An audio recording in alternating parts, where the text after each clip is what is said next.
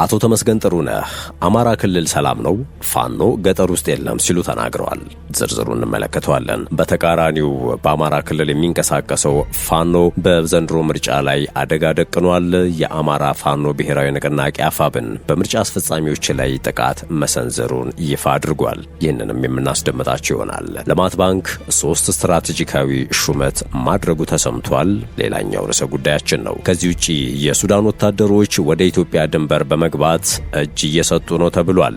ይህንንም እንመለከታለን። ሌሎችም ጉዳዮች ተካተዋል። ጤና ይስጥልን። የመረጃ ጥንቅራችን ተጀምሯል። በመግቢያችን ላይ ያደመጣችሁትን አበይት ነጥቦች እንደሚከተለው በዝርዝር እናስደምጣችኋለን።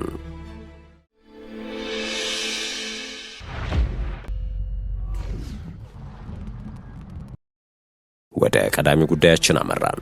አማራ ክልል ሰላም ነው፣ ፋኖ ገጠር ውስጥ የለም። አቶ ተመስገን ጥሩነህ በአማራ ክልል አስተማማኝ ሰላምና መረጋጋት እየሰፈነ ነው ሲሉ ምክትል ጠቅላይ ሚኒስትር ተመስገን ጥሩነህ ተናገሩ። ምክትል ጠቅላይ ሚኒስትሩ የአማራ ክልል ሰላምና መረጋጋት ከጊዜ ወደ ጊዜ ከፍተኛ መሻሻል እያሳየ እንደሚገኝ ገልጸዋል። ተመስገን ጥሩነህ በአማራ ክልል ያለውን ወቅታዊ የጸጥታ ሁኔታን በተመለከተ ማብራሪያ ሰጥተዋል። በማብራሪያቸው በክልሉ ሰላምና መረጋጋት ከጊዜ ወደ ጊዜ ከፍተኛ መሻሻል እያሳየ መሆኑን ገልጸዋል። በክልሉ የተለያዩ አካባቢዎች ከከተሞች እስከ ገጠር ባደረጉት የመስክ ምልከታ የክልሉ ሰላም መሻሻል ማሳየቱን የገለጹት በክልሉ ያለው ሁኔታ ቀደም ሲል በማህበራዊ ሚዲያዎች ከሚነገረው በተለየ መልኩም እጅግ የተረጋጋ መሆኑን ገልጸዋል። ከተሞችንም ሆነ ወደ ገጠር ወጣ ብለን የክልሉን ጸጥታ ተመልክተናል በማለት እንደሚባለው በጸጥታ ችግር የሚተራመስ አካባቢ አይደለም ነው ያሉት። አሁን ያለው ችግር ከጸጥታ ስጋት ይልቅ የአስተሳሰብ ግድፈትና በማህበራዊ ሚዲያ የሚናፈሱ መረጃዎች የፈጠሩ የስነ ልቦና ጫና ነው ሲሉ ጠቁመዋል። ቁጥራቸው በዛ ያሉ ታጣቂዎች ወደ ማህበረሰቡ ተቀላቅለው ሰላማዊ ህይወት መጀመራቸውን ገልጸዋል። በተለይም የታጣቂ አመራር አባላት የተከናወኑ የልማት ስራዎችን እንዲጎበኙ መደረጉን አንስተዋል። በዚህም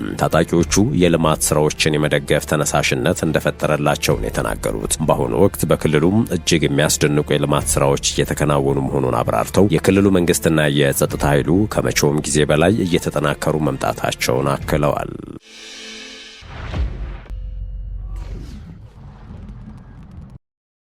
ጥንቅራችን እንደቀጠለ ነው።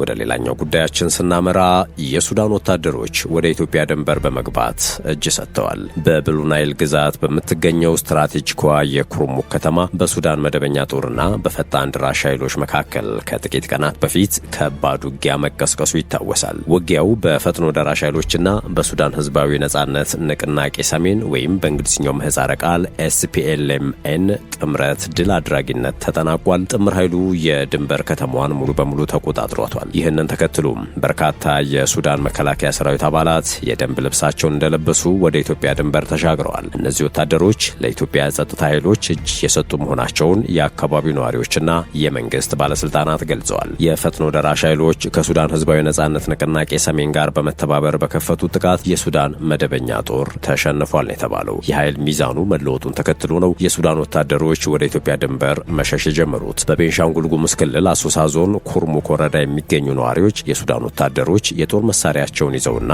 የደንብ ልብሳቸውን እንደለበሱ ወደ ኢትዮጵያ ድንበር ሲሻገሩ መመልከታቸውን አረጋግጠዋል። በውጊያው ወቅት የከባድ መሳሪያ ድምጽ ያስፈራቸው የአካባቢው ነዋሪዎች ወደ ሆራዛብና አሶሳ ከተሞች ሸሽተው ነበር። በአሁኑ ወቅት ውጊያው በመቆሙና አካባቢው እየተረጋጋ በመሆኑ ነዋሪዎች ወደ ቀያቸው በመመለስ ላይ ናቸው። የንግድ ተቋማትም በድጋሚ ስራ መጀመራቸውን ተናግረዋል። በአማራ ክልል የሚንቀሳቀሰው አፋብን በዘንድሮ ምርጫ ላይ አደጋ ደቅኗል።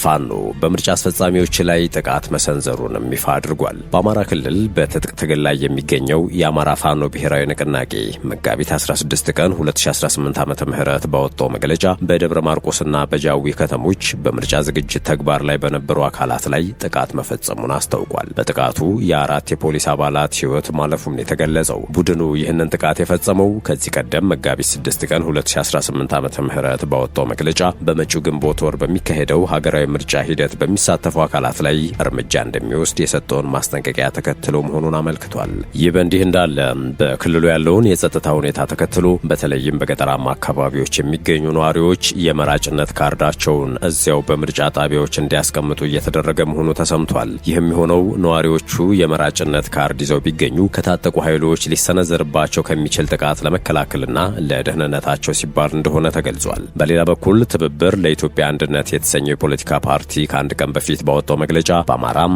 በትግራይ፣ በኦሮሚያና በቤንሻንጉል ጉሙዝ ክልሎች ያለው የጸጥታ ሁኔታ ለምርጫ ምቹ አለመሆኑን ገልጿል። ፓርቲው በእጩዎቹና በአስተባባሪዎቹ ላይ ሊደርስ የሚችለውን የደህንነት ስጋት ከግምት ውስጥ በማስገባት በእነዚህ አካባቢዎች ከሚያደርጋቸው የፖለቲካ እንቅስቃሴዎች እንደሚቆጠብ አስታውቋል። ምንም እንኳ የታጠቁ ቡድኖች ምርጫውን በሚያስተጓጉሉ ቢገልጹም የኢትዮጵያ ብሔራዊ ምርጫ ቦርድና የፌዴራል መንግስት ምርጫው በተያዘለት ጊዜ እንደሚካሄድ በተደጋጋሚ መግለጻቸው ይታወሳል። ጠቅላይ ሚኒስትር አብይ አህመድ በቅርቡ ለህዝብ ተወካዮች ምክር ቤት በሰጡት ማብራሪያ የጸጥታ ሁኔታ ምርጫውን እንደማያስተጓጉለውና ሂደቱ ከዚህ ቀደም ከነበሩት ምርጫዎች በተሻለ ሁኔታ እንደሚከናወን መናገራቸው ይታወሳል።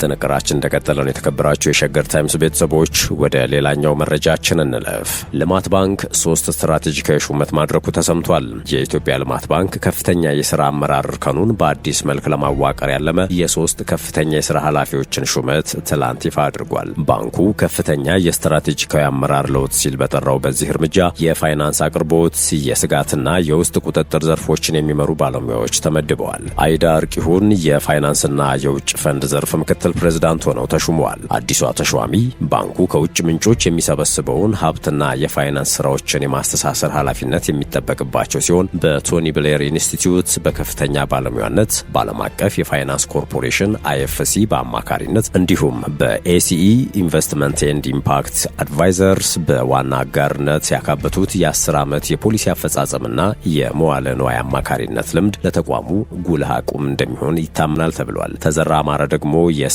አመራርና የአፈጻጸም ዘርፍ ምክትል ፕሬዝዳንት ሆነው ተሰይመዋል። ተዘራ በሀገር ውስጥ የባንክ ኢንዱስትሪና በቁጥጥር ስራዎች ላይ የዳበረ ልምድ ያላቸው ሲሆን በተለይም በአዋሽ ኢንተርናሽናል ባንክ ለ15 ዓመታት በዋና የስጋት አመራር መኮንነት እንዲሁም በአቢሲኒያ ባንክ በስራ አመራር እርከን አገልግለዋል። በቅርቡም በደገፋ ለሜሳና ጓዶቹ የኦዲት ስራ አስኪያጅ የነበሩ ሲሆን ከለንደን የተፈቀደላቸው የተረጋገጠ የሂሳብ ባለሙያዎች ማህበር የሙያ ማረጋገጫ ያላቸውና የአዲስ አበባ ዩኒቨርሲቲ ምሩቅ ናቸው። የአመራር ለውጡን ይበልጥ ለማጠናከር አለም ገና ዘሪሁን የባንኩ የውስጥ ኦዲት ዘርፍ ምክትል ፕሬዝዳንት ሆነው ተሹመዋል። አለም ገና ወደ ልማት ባንክ ከመቀላቀላቸው በፊት በኢትዮጵያ ፖስታ በዋና የፋይናንስ መኮንንነት ሲያገለግሉ የቆዩ ሲሆን ቀደም ሲልም በኢትዮጵያ የሂሳብ አያያዝና ኦዲት ቦርድ የፋይናንስ ሪፖርት ግምገማና ክትትል ዳይሬክተር በመሆን ሰርተዋል። በተጨማሪም በኢትዮጵያ የኢንዱስትሪ ግብዓቶች ልማት ድርጅትና በጊዮን ሆቴል የቦርድ አባልነት እንዲሁም በታይ የተፈቀደላቸው አካውንታንቶች በኦቪድ ኮንስትራክሽንና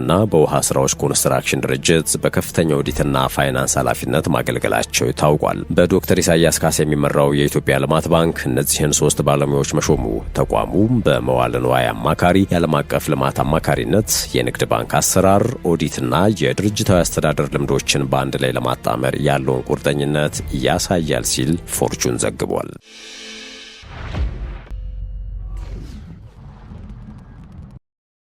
በመጨረሻም የአሜሪካ መከላከያ ሚኒስቴር ፔንታጎን ወደ መካከለኛው ምስራቅ የእግረኛና አየር ወለድ አባላት የተካተቱበትን ጦር መላኩን ቢቢሲ ዘግቧል። የፔንታጎን ቃል አቀባይ እንዳረጋገጡት የተወሰኑ የ82ኛው አየር ወለድ ዋና እዝም የተወሰኑ ልዩ ኃይሎችና የአንደኛ ብርጌድ አባላት በመካከለኛው ምስራቅ ይሰማራሉ። ቃል አቀባዩ ለደህንነት በሚል ዝርዝር መረጃ ከመስጠት ተቆጥቧል ይላል ዘገባው። በኖርዝ ካሮላይና መቀመጫውን ያደረገው 82ኛው አየር ወለድ በመደበኛ ውጊያ ውስጥ ዋነኛው ጥቃት ፈጻሚ ቡድን እንደሆነ ይታመናል። የተወሰኑ የቡድኑ አባላት በ18 ሰዓታት ውስጥ በየትኛውም ዓለም ክፍል ለመሰማራት ሁሌም በተጠንቀቅ ላይ ናቸው። እነዚህ ወታደሮች ኢላማ ወደሚደረጉ አካባቢዎች በፓራሹት በመውረድ ወይንም በሄሊኮፕተር በመሄድ ተልዕኳቸውን ይፈጽማሉ። ይህም በኢራን የሐርግ ደሴትን ወይንም ሌላ ቁልፍ ግዛትን በቁጥጥር ስር ለመዋል ያስችላል ተብሏል። ነገር ግን ጦሩ በእንቅስቃሴ ውስጥ የሚፈጸም ጥቃት ላይ ስለሚያተኩር ቀጣይነት ላለው ውጊያ የሚያገለግል ከባድ ጦር መሳሪያን አይታጠቅም። መቀመጫውን ኒውዮርክ ያደረገው አንደኛ ብርጌድ የጥቃት ቡድን ደግሞ በተራራማ አካባቢዎች በሚደረግ ጦርነት የተካነ 10ኛው የዲቪዥን አባል ነው ተብሏል። ለተራዘመ ጦርነት የሚያገለግሉ ከባድ መሳሪያዎችንም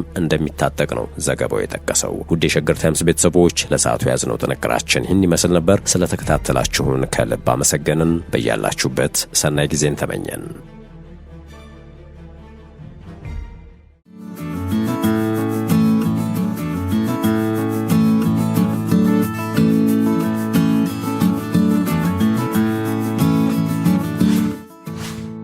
ሸገር ታይምስ ሚዲያን ሰብስክራይብ በማድረግና ደወሉን በመጫን ይከተሉን።